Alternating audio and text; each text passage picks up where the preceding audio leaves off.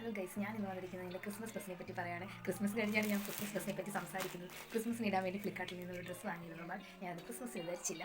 എന്തുകൊണ്ടും ഞാനതൊക്കെ മാറ്റി വെച്ച് ക്രിസ്മസിൻ്റെ അത് വേറൊരു കളർ ഡ്രസ്സ് ഇട്ടുകൊണ്ടാണ് പോയത്. അപ്പോൾ നമുക്കിന്ന് ഇത് അൺബോക്സ് ചെയ്ത് ജസ്റ്റ് ഞാൻ അൺബോക്സ് ചെയ്തൊന്ന് നോക്കിയിരുന്നു. ബട്ട് ഇത് നിങ്ങളുടെ മുമ്പിൽ അൺബോക്സ് ചെയ്ത് നിങ്ങളെല്ലാവരും കണ്ടിട്ട് കാണും. ഇതൊരു നിങ്ങൾ കണ്ട ഒരു ഓൾഡ് ഫാഷനായിട്ട് മാറി കാണും. ബട്ട് നിങ്ങളുടെ മുമ്പിൽ അൺബോക്സ് ചെയ്ത് നിങ്ങളെ സ്റ്റൈൽ ചെയ്ത് കാണിക്കണം. എനിക്ക് വളരെയധികം ആഗ്രഹമുണ്ട്. ഇതിന് 525 രൂപയായിട്ടുണ്ടേ.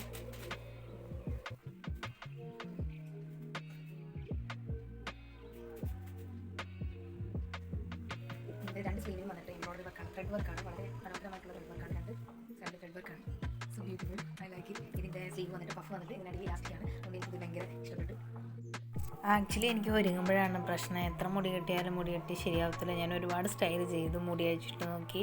എപ്പോഴും അവസാനം ഞാൻ എത്തുന്നത് പോണിറ്റെയിലാണ്. സോ ഗൈസ്, ഞാൻ എൻ്റെ പോണിറ്റെയിൽ സ്റ്റൈൽ തന്നെ വെച്ചിട്ട് ഇതിന് സ്റ്റൈൽ ചെയ്യാൻ നോക്കുകയാണ്. നിങ്ങൾക്ക് അവർക്ക് ഇഷ്ടപ്പെട്ടെങ്കിൽ എനിക്ക് ലൈക്ക് ഇടണം.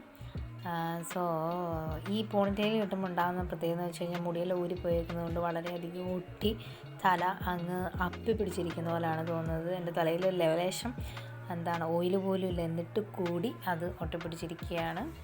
സുഹൃത്തുക്കളെ, എങ്ങനെയുണ്ട് സ്റ്റൈൽ ചെയ്തപ്പോൾ? നല്ലുണ്ട്. അതിൻ്റെ എംബ്രോയ്ഡറി വർക്കും ആ പഫ് സ്ലീവും എനിക്ക് ആ ഷോൾഡർ ലെവലും എനിക്ക് ഭയങ്കരമായിട്ട് ഇഷ്ടപ്പെട്ടു. എങ്ങനെ സ്റ്റൈൽ ചെയ്യണമെന്ന് അറിയത്തില്ല. വളരെയധികം ആഗ്രഹമുണ്ടെങ്കിലും സ്റ്റൈൽ ചെയ്ത് നിങ്ങളെ കാണിക്കുകയാണ്. എങ്ങനെയുണ്ട്? സൂപ്പറല്ലേ? കീ ഹോൾ സ്റ്റൈൽ നെക്കാണ്, പിന്നെ വേസ്റ്റ് ലൈൻ ബാൻഡ് ഉണ്ട്, ഇലാസ്റ്റിക്കാണ്.